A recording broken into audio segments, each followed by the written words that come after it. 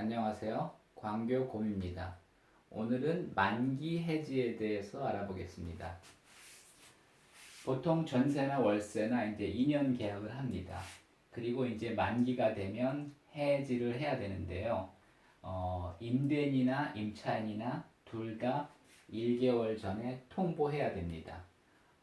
재계약을 할지 아니면 해지하고 나갈지를 전화나 문자나 기타 등등으로 통보를 해야 됩니다.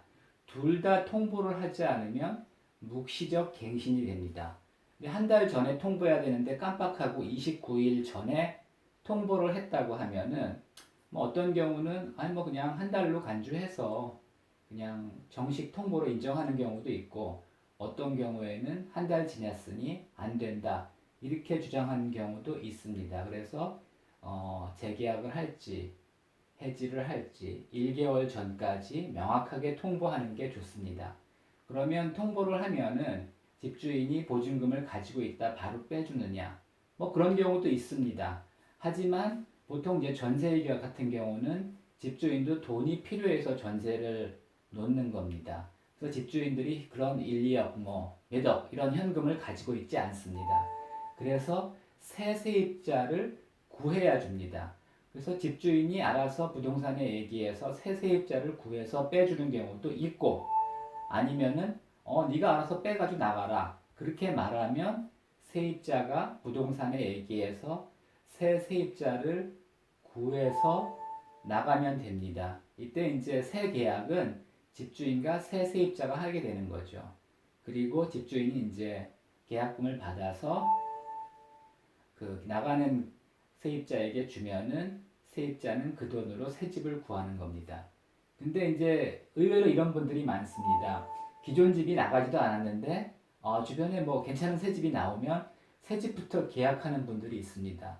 이럴 경우에 기존 집이 잘 안 나가면은 굉장히 곤란한 상황에 빠집니다. 그래서 새 집 계약한 것에 대해서는 결국은 나가는 세입자가 책임을 져야 됩니다. 나는 당연히 만기에 주는 줄 알았는데 왜 안 주나요? 물론 이제 1개월 전에 통보하고 만기 지났으면은 손해배상 청구를 할 수도 있습니다.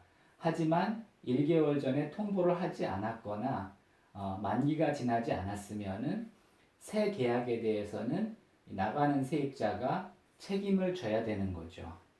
그래서 기존 집이 나간 후에 새 집을 계약해야 안전합니다. 만약에 기존 집이 안 나간 상황에서 새 집을 계약했는데 기존 집이 잘 안 나가요. 그러면은 그 보증금을 제때 못 받아서 새 집에 잔금을 치기도 이제 어렵고, 또 한 가지 문제는 그 보증금을 지키기 위해서는 전입신고, 확정일자를 받아야 됩니다. 그런데 전입신고는 한 번만 가능한데 새 집에다가 전입신고를 하면은 기존 집의 보증금이 위험해질 수 있고, 그렇다고 그 기존 집에 전입신고를 유지하면 새 집은 나중에 이제 전입신고를 하게 되면은 그동안은 새 집도 이제 보증금이 위험해질 수 있는 거죠. 그래서 기존 집이 나간 후에 반드시 새 집을 계약해야 안전합니다. 그렇지 않으면은 자금 문제도 있고 또 보증금을 날릴 위험도 있습니다. 물론 짧은 기간이지만 재수가 없으면 이런 것도 큰 위험이 될 수가 있습니다. 그래서 반드시 기존 집이 나간 후에 새 집을 계약하는 게 안전합니다. 오늘은 여기까지 하겠습니다.